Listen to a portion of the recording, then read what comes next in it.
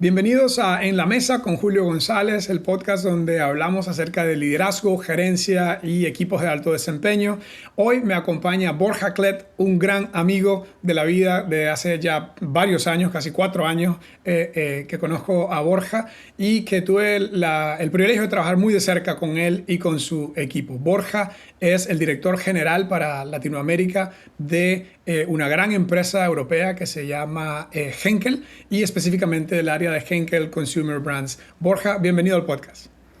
Hola Julio, muchas gracias y un placer estar aquí con vosotros. No, muchas gracias a ti. Antes de comenzar a hablar del proyecto de equipos de alto desempeño y las experiencias que tuvimos juntos en eso, ¿por qué no le cuentas a la audiencia un poquito acerca de ti, tu background, tu familia y especialmente después dinos el tiempo que tienes en Henkel y los diferentes roles que te ha tocado cubrir en esta gran empresa?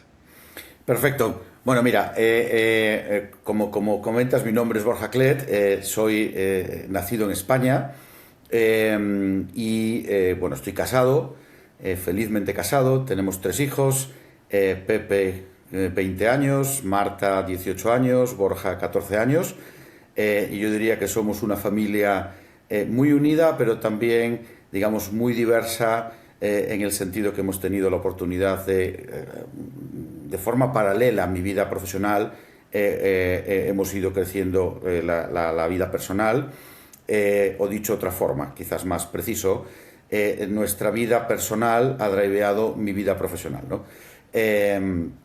Llevo 29 años trabajando en Henkel. Soy hoy, como decía, responsable para Henkel Consumer Brands Professional para la región de Latinoamérica. Empecé trabajando en Henkel, de hecho, en Madrid, donde actualmente estoy basado, como asistente de marketing en el año 1997, siempre en la parte de beauty care, personal care, y en aquella época teníamos una sola marca, que era Suasco Professional. Después tuve la oportunidad de irme de Madrid a Barcelona, donde está la central de Henkel Ibérica. Allí continué mi experiencia en marketing, trabajando como product manager, brand manager. Después empecé en Madrid, después Barcelona, volví a Madrid, donde tuve una responsabilidad en ventas por un par de años en Madrid, digamos con el scope de España y Portugal. Después de Madrid me fui a Italia, o nos fuimos a Italia, asumí en Italia una responsabilidad también en la parte de personal care o personal care professional, aquella época le llamamos beauty care professional, en Italia, y fue un gran desafío y un gran aprendizaje, y ahí, digamos, cuando yo me vine a Madrid, fue cuando mi mujer y yo nos casamos, cuando nos fuimos a Italia, nació mi hijo Pepe. Después de Italia, de Milán, nos volvimos a Barcelona, y en el año 2, esto fue en el 2006, y ahí empecé a tener contacto con la región de Latinoamérica, porque, bueno, asumí la posición como marketing manager para la parte de beauty care professional para Iberia y Latinoamérica. Esto fue en el 2006, y ahí empecé, como digo, mi relación con Latinoamérica hace ya 20 años. En Barcelona estuve 3 años, ahí nació mi hija Marta, y nos fuimos a Brasil en octubre del 2009, me fui yo primero, asumí la posición como country manager para nuestro negocio en Brasil, y después ya nos fuimos toda la familia en enero del 2010.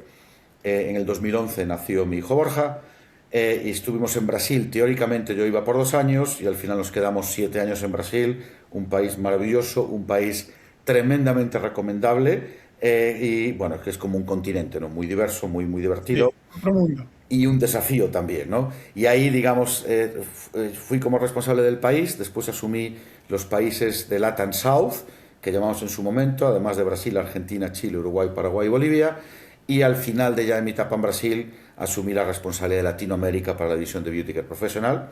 De ahí salté a México, después de los 7 años en Brasil, estuvimos 5 años en México, en Ciudad de México, y en enero del 22, por temas personales, digamos familiares, pues nos volvimos a Madrid, y entonces, bueno, yo lo que hago ahora commuting entre Madrid Sí. y Latinoamérica, y constantemente pues estoy entre un sitio y otro, ¿no? Me ha Eh, pasado parecido conmigo que me trajo Table Group para ver Latinoamérica Y 2 años después les dije, por razones personales me tengo que mudar a Atlanta, pero sigo viendo Latinoamérica, obviamente, porque qué buena historia, wow. Viviste en México, en Brasil y México, que son dos enormes, enormes mercados, y obviamente tu familia estaba contigo en estos años, Totalmente. ¿no? Sí, yo, por eso siempre decía al principio, ¿no? Que digamos, nuestra historia personal driveó nuestra historia profesional o mi historia profesional y, digamos, siempre poniendo el tema en prioridades, claramente, pues la prioridad siempre es la vida personal y el desarrollo de la familia, etcétera, de mis hijos, pero evidentemente también conjugándolo con los desafíos profesionales, ¿no? Y hasta ahora he de Claro, decir que en Henkel siempre he tenido la posibilidad de poder conjugar eso y siempre he sentido el apoyo de la compañía, el apoyo de qué mis bueno. responsables y del equipo también, ¿no? Con lo cual, muy, muy contento de poder siempre, digamos, balancear y equilibrar y Claro. conjugar la vida profesional y la vida personal. Ese en sí mismo es un tema muy importante y fascinante porque lo podríamos separar tal vez en la vida y en ganarse la vida, ¿no? Ujú. Eh, Exactamente. eh, Ganarse la vida no es más importante que la vida, Ujú. pero necesitamos ganarnos la vida para poder tener una buena vida. Entonces, esa Totalmente. tensión, y qué bueno que Henkel es una empresa que valora a las personas y que les permite realmente en momentos como esos poner primero la vida que ganarse la vida en ese caso. Y obviamente eso también habla de la confianza que obviamente tenían en tu desempeño, en tu trabajo, en tu liderazgo, ¿no? Ujú. Entonces, qué bueno que ha sucedido eso de esa forma.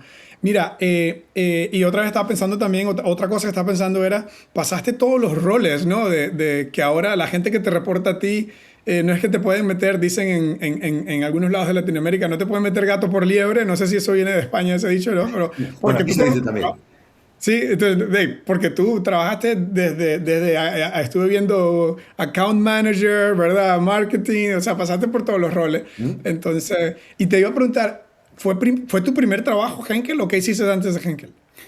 Bueno, digamos, yo diría fue mi primer trabajo formal, antes de Henkel, Ok, cuando estaba estudiando la carrera, también para sufragarme mis gastos, etcétera, pues estuve trabajando en una agencia de publicidad un tiempo, ok. estuve trabajando en un instituto de investigación de mercados, haciendo encuestas, durante un tiempo también en la universidad estuve vendiendo camisetas que un amigo mío diseñaba y entonces yo lo ayudaba viendo las camisetas, pero el primer trabajo formal fue en Henkel. Qué bien, qué Sí, bien, sí. qué buena experiencia. De hecho, Y, llevo más de y media bueno, vida, sí, más de media vida mía en Henkel. sí, qué bien, no, qué maravilla poder tener veteranos como tú que han pasado por tantos lados, como dijiste ahora, ¿no? Italia, Brasil, México. Y bueno, primero te quería preguntar, esta idea de equipos de alto desempeño, bueno, antes de entrar a equipos de alto desempeño, si, yo no sé si hay otra gente como a mí que le pasaría tal vez los que no conocen mucho del mundo de consumo masivo y que tal vez no sepan qué es Henkel, cómo describiría Henkel para ellos. Bueno, Henkel es una compañía alemana. Este año, curiosamente, hacemos el 150 aniversario de Henkel, una compañía creada por un emprendedor, un visionario, un pionero llamado Fritz Henkel, bueno, y la familia, digamos, sigue muy ligada a la compañía, y es una compañía global que trabaja en dos principales categorías, Henkel Consumer Brands y Henkel Adhesive Technologies, y tenemos claramente posiciones de liderazgo en todo lo que es el negocio de adhesivos, en adhesivos industriales, adhesivos de consumo, y en Consumer Brands tenemos posiciones claramente de liderazgo en muchos países. Principalmente trabajamos en dos grandes categorías en Henkel Consumer Brands, Laundry and Home Care y Hair, Personal Care Hair, ¿no? Con el principal foco en Hair. Eh, Sí. Y lo que le pasa a mucha gente tal vez es que no conocen la marca Henkel, pero conocen las marcas de Henkel, ¿no? Exacto, exactamente. Sí, hay Eso es marcas lo muy que me gusta. conocidas en Henkel. Bueno, depende mucho de los países. No sé si vas a Brasil, Super Bonder es una marca muy Exacto. conocida de adhesivos. Resistol en México. Bueno, Dixam, Bernel, Persil. Tenemos marcas muy reconocidas. Más Color en México, 1, 2, 3. Balance en Colombia, Swasco Professional, Cool, Hydracolor, Tequitali, Authentic Beauty Concept. O sea, tenemos un portafolio de marcas muy potente, muchas marcas globales, muchas marcas internacionales, marcas regionales y marcas locales.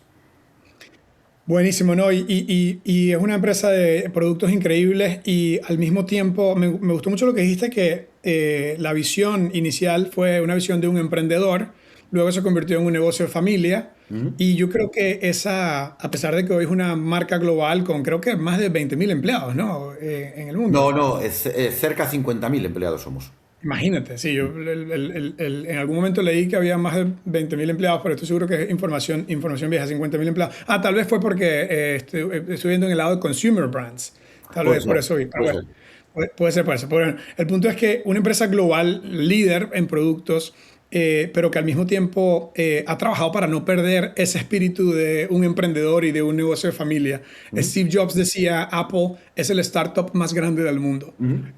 Aquí solo pensamos como emprendedores, hay gente que hace cosas y yo sé que Exacto.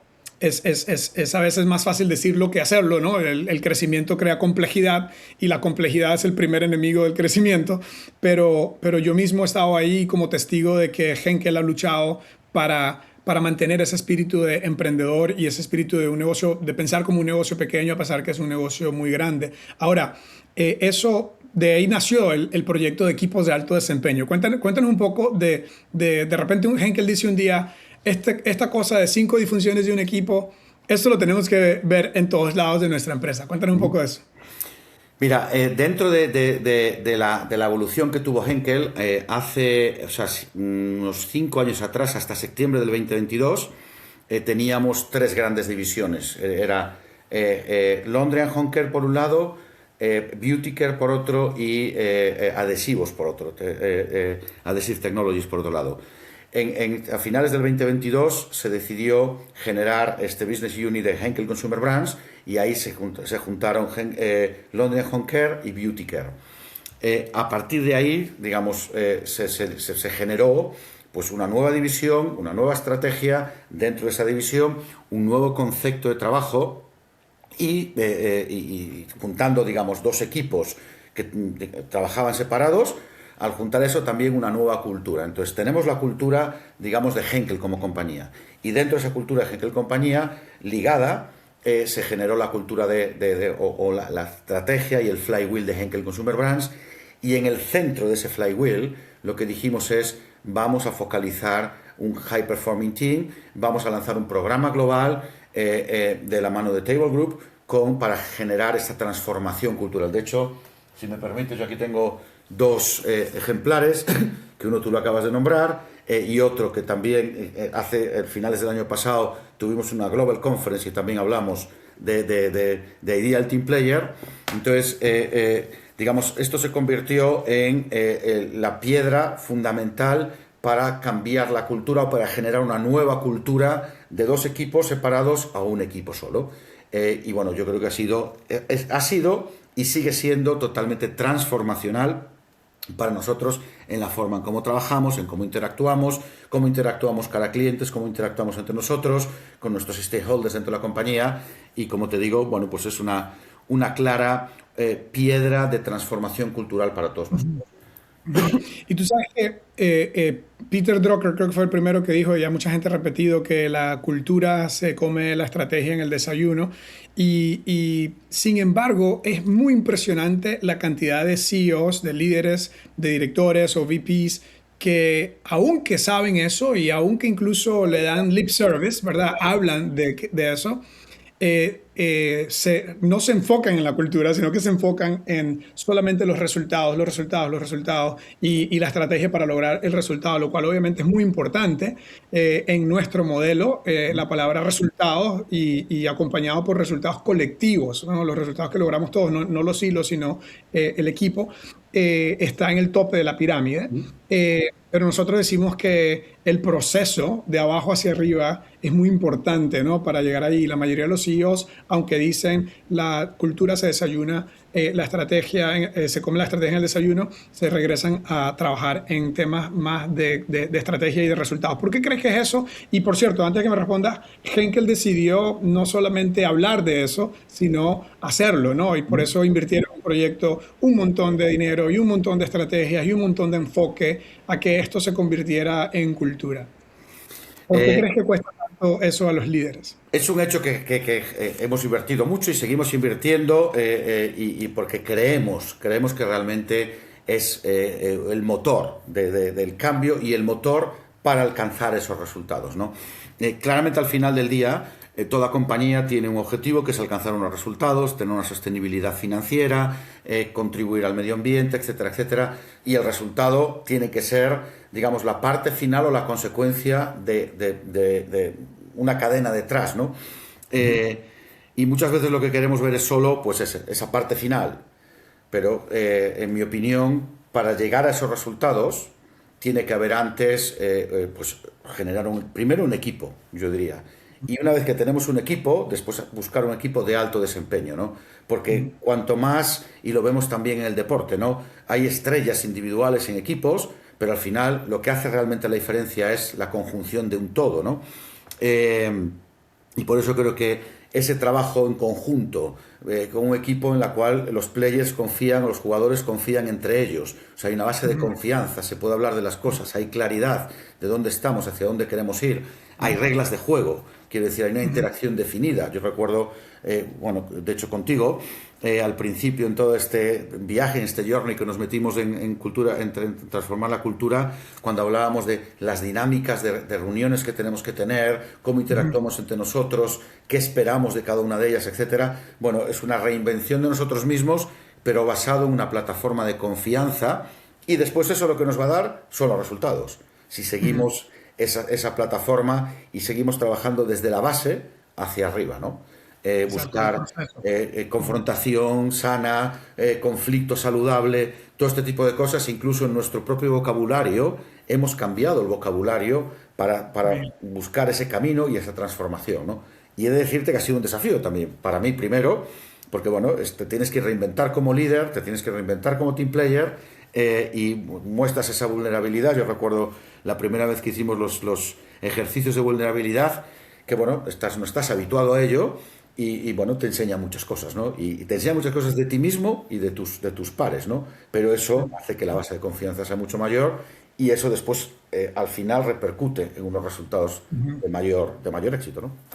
Sí, en la parte más alta de la pirámide del modelo de Lencioni, que es el modelo que nosotros utilizamos y que promovemos en toda América Latina a través de Table Group y en España, es accountability, que es muy interesante la palabra accountability porque no existe una palabra en español para accountability per se, ¿no? Es difícil, Y sí. a mí me parece que une dos ideas muy poderosas, la idea de responsabilidad individual, ¿verdad? O sea, haz lo que dijiste que ibas a hacer, ¿ok? Y luego rendición de cuentas, ¿no?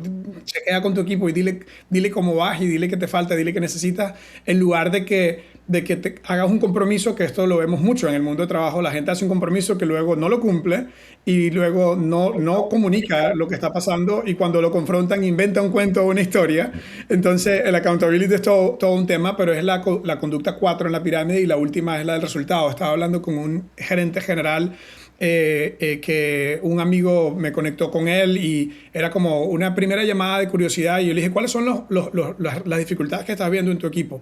Y me habló de resultados y accountability. Y yo luego le hablé del proceso, ¿no? Y no siempre todos los líderes están dispuestos a pasar el proceso. A veces, como es confianza, conflicto, compromiso, a veces se siente tal vez un poquito touchy-feely o no tan sofisticado porque no lo encuentras en el P&L, ¿verdad? No lo encuentras en la estrategia dura, por así decirlo. Pero háblanos de la experiencia que tú tuviste aunque fue tedioso, aunque fueron sesiones largas, de todas estas 5 conductas, y tal vez empezando por las primeras 3, o tú dime cuál crees que fue la que más tuviste alguna dificultad en que se implementara. Mira, primero, yo diría entender bien el modelo para nosotros, y para mí fue clave. Evidentemente al principio lo ves un modelo teórico, dices, vale, esta es la teoría, está bien, pero a ver cómo llegamos a ello. Yo diría el primer gran desafío fue trabajar en lo que comentaba hace un momento, para generar esa confianza en la vulnerabilidad y abrir esa vulnerabilidad y compartir esa vulnerabilidad, ¿no? Para mí fue un desafío. Personalmente cuando lo viví, pero además ver también cómo a todos los miembros del equipo nos costaba, ¿no? Ese primer momento, algunos más, otros menos. Pero si me preguntas hoy, después de todos estos años, donde yo creo que tenemos que seguir trabajando es en el y quizás puede ser un rasgo latino, si me permites, que es la generación de conflicto, la generación de conflicto sano. Es donde yo hoy veo quizás el mayor desafío o el mayor área de oportunidad que tenemos, la mayor área de oportunidad, porque no nos gusta estar en ese conflicto y claro, el tema es, alguien se lo puede llevar a lo personal, no es un tema personal, es parte del juego, tú puedes tener una opinión, yo puedo tener una opinión diferente, podemos interactuar y generar ese conflicto para al final llegar a digamos, a un compromiso de ambas partes, ¿no? Pero para llegar a ese compromiso, pues bueno, muchas veces necesitas ese conflicto y al final tú opinas A, yo opino B, pero al final quedamos en que es A y entonces yo te apoyo a ti y mi compromiso es vámonos por A, porque al final hemos llegado a un consenso, un compromiso y somos accountables ambos para ir por el A, ¿no? Yo creo que si me preguntas a mí hoy probablemente ese sea el mayor desafío que tenemos, ¿no? Sí, el tema del conflicto, también como decías tú antes, es muy cultural también. Está muy condicionado o precondicionado por nuestra familia de origen, por nuestra cultura, Sí, ¿verdad? La personalidad, obviamente. Hay una serie de cosas que afectan eso y que al final del día la razón por la que tenemos que tener conflicto apasionado y conflicto de ideas es porque si tenemos buen conflicto, tomamos mejores decisiones y es más fácil que la gente se comprometa cuando el conflicto fue saludable, cuando el conflicto fue totalmente. constructivo. Sí.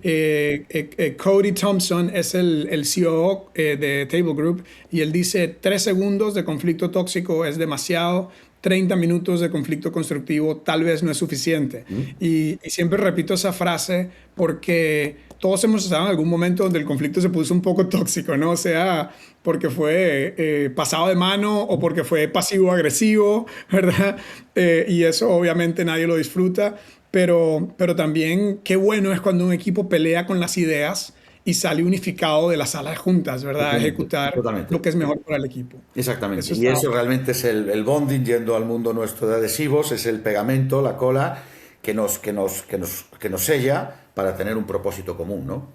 Pero salir Sí, de eso ese nos da mucho. conflicto y de esa interacción creo que es muy bueno y es muy saludable. Dijiste que comenzaron a hablar diferente. Yo tengo esta definición de cultura organizacional y siempre digo que es bastante sencillo, pero es profundo a la vez. Cultura, digo, es lenguaje y conducta que ¿Mm? se convierte en tradición. ¿Mm? ¿Qué piensas tú de eso y de cara a que comenzaron a hablar ustedes en Henkel y en tus equipos en esta terminología que comenzaron a cambiar? Bueno, yo creo que primero pienso que es real.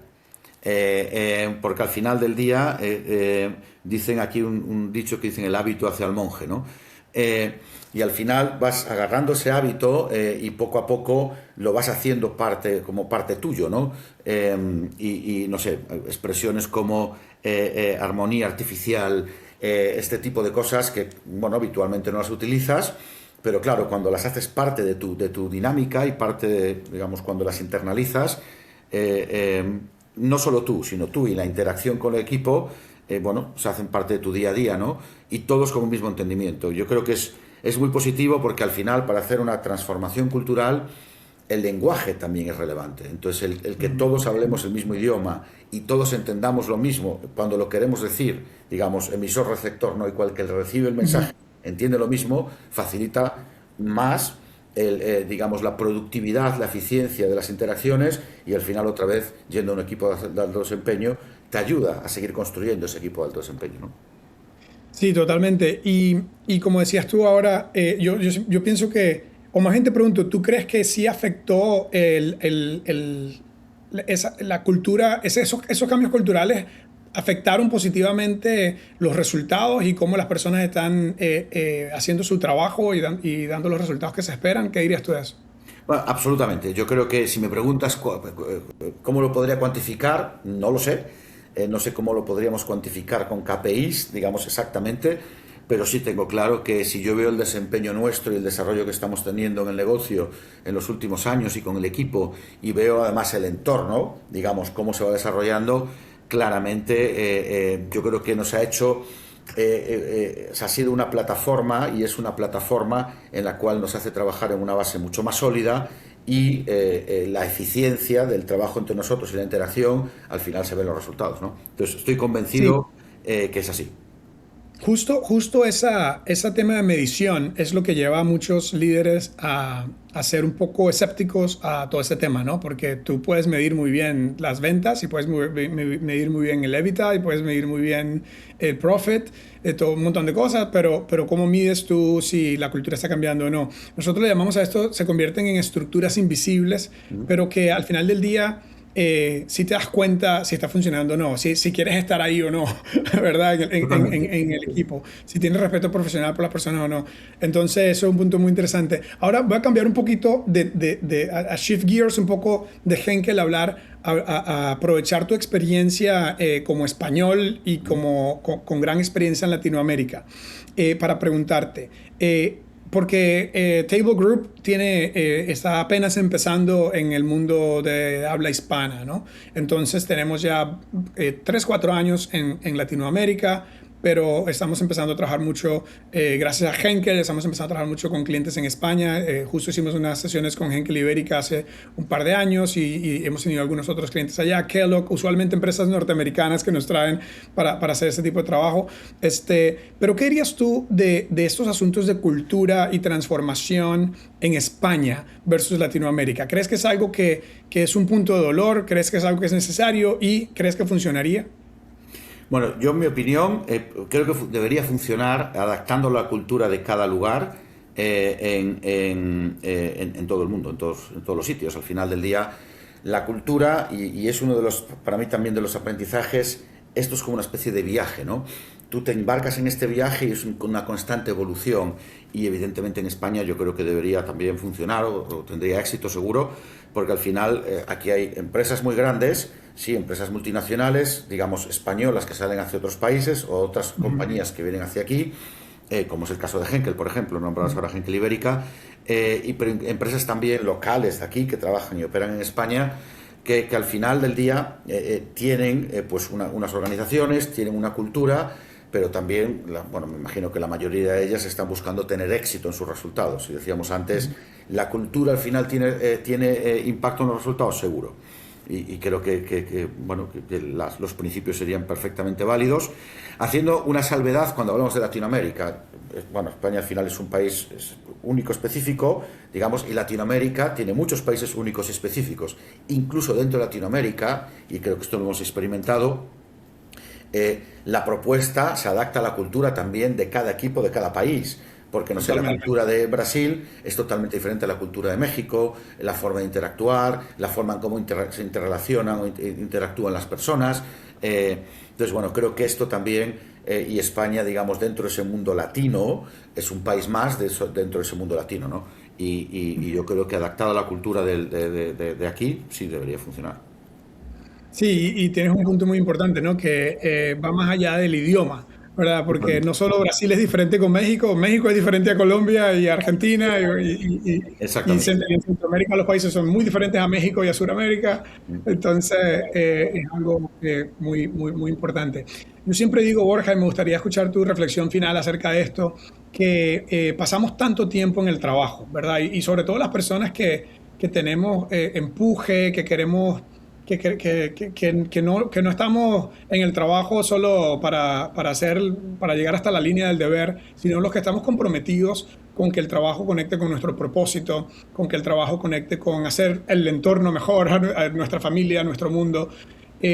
Pasamos tanto tiempo en el trabajo como para estar constantemente frustrados, como para estar constantemente en estrés innecesario, en fugas de energía, que cuando decidimos como líderes, como gerentes, invertir en que los equipos sean saludables, en que tengo este amigo Ángel Bascuraña de Madrid habla de inteligencia organizativa. ¿Mm? Cuando no solo tenemos inteligencia del negocio, pero inteligencia organizativa, el resultado termina viéndose en el resultado financiero, que es muy importante, pero también termina viéndose en el resultado de mi desempeño personal y de mi conexión con la empresa. ¿Mm? Y obviamente hablamos en nuestra casa de lo que nos pasa en el trabajo y obviamente afecta de forma positiva nuestra vida personal también. ¿Y quién no quisiera tener un buen resultado financiero, una buena vida profesional y una buena vida personal? Todos queremos tener Absolutamente. eso. Sí. ¿A dónde va tu mente con todo eso? Bueno, si lo digo con lo que decía al principio cuando hablaba de mí, yo creo que lo que tenemos que buscar siempre es la constante combinación entre ser felices a nivel personal, ser felices a nivel profesional. Entonces, cada uno tenemos nuestros drivers, nuestros criterios de lo que nos da la felicidad, y eso creo que es específico de cada uno. Y también depende, bueno, creo que de los valores que cada uno tenemos, de la forma de vida que cada uno tenemos, pero creo que en mi opinión, es fundamental buscar constantemente la felicidad. Y si me preguntas a mí personalmente, yo no podría disfrutar profesionalmente, y disfruto mucho profesionalmente con lo que hago, porque creo que Latinoamérica es una tierra maravillosa, llena de oportunidades, donde nosotros podemos seguir desarrollando el negocio, etcétera, y construyendo equipos de alto desempeño, pero mi base es mi vida personal. Entonces, si mi vida personal, todo sólido, las cosas están bien equilibradas, etcétera, etcétera, y hay que buscar ese constante equilibrio, creo que es mucho más fácil brillar, tener éxito, disfrutar lo que haces a nivel profesional. Y decías, pasamos muchísimo tiempo a nivel profesional.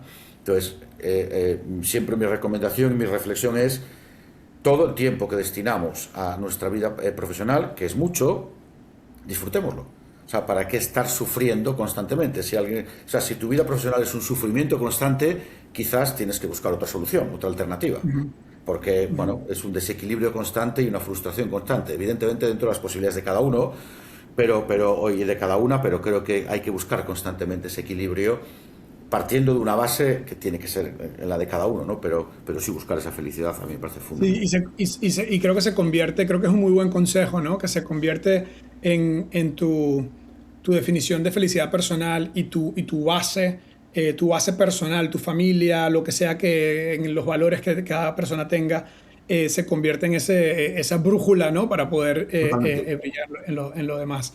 Absolutamente. Algunos consejos prácticos que a veces le doy a nuestros líderes es involucra a tu familia. Mi familia siempre sabe con qué equipo estoy trabajando, qué estoy haciendo.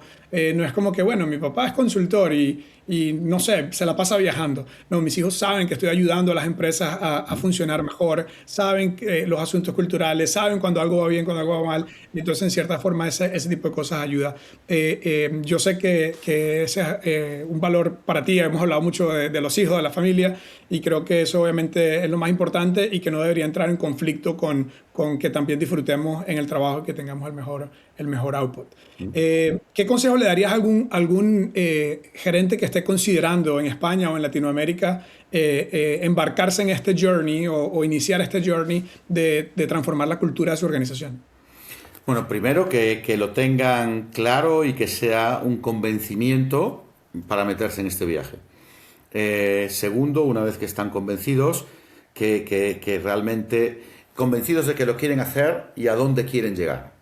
Sí, o sea, bueno, yo quiero llegar a esto y para llegar a esto tengo que transformar. Y creo que eso es bien importante tenerlo claro, ¿no? Porque en el momento que te embarcas en ello, el retorno es difícil, porque estás tocando una cultura y estás tocando a la gente, ¿no? Y a ti mismo como líder. Segundo, entender cuál es el modelo, cuál es el camino y qué implicaciones puede tener. Tercero, no debe ser una iniciativa solo tuya, tiene que ser una iniciativa tuya, de tu equipo, de tus pares, o sea, tiene que ser un movimiento. Evidentemente alguien lo tiene que liderar, pero tiene que ser una acción en conjunta de varios players para hacer que la cultura cambie. Porque la cultura no es la cultura de una persona, es la cultura de una organización. Y al final, poco a poco hay que ir, digamos, tipo mancha de aceite, ampliando esa intención, ese engagement, esas ganas de cambiar la cultura a toda la organización e impregnando a toda la organización para que cambie, ¿no? Y después tener paciencia. Al final del día, tú te estableces Proceso. un plan, pero eso, un proceso, una evolución, y estamos hablando de personas, de interacción entre personas, de cultura, y después además creo que estamos en un entorno muy cambiante, en un entorno muy digital, entonces hay también drivers que todo o muchos de lo que como habían sido las cosas hasta ahora ahora son diferentes y serán más diferentes todavía. Entonces, creo que esto también hay que tenerlo en cuenta cuando te embarcas en este camino, que hay algunos aspectos que no todo lo puedes definir en un PowerPoint, en una presentación o en un Excel.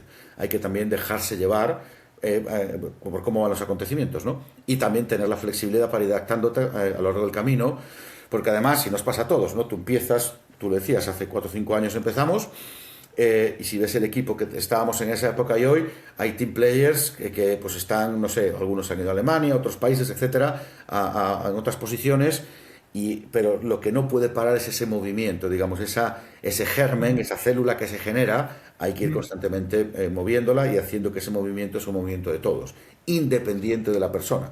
O sea, al final tiene que ser un movimiento que tiene que tener su inercia, ¿no? Y constantemente, como si fuese una planta, regarlo. Sí, es totalmente, buenísimo. Creo que lo has resumido muy bien. Siempre le digo a mis líderes, la cultura no tiene piloto automático y es de constante mantenimiento. Entonces nos toca a los que estamos en una posición de liderazgo a entender que parte de nuestro trabajo no es solamente el P&L, no es solamente la venta, no es solamente el resultado, sino también el poder darle mantenimiento a la visión, a la cultura, a esas estructuras invisibles que nos ayudan a mantenerla. Me ha encantado charlar contigo, Borja. Muchas gracias porque yo sé que tú eres un sponsor de estos programas de equipos de alto desempeño. Lo sé porque lo vivimos juntos por más de 2 años casi. Y la verdad, gracias por darnos este espacio y contarnos de tu experiencia. Muchas gracias.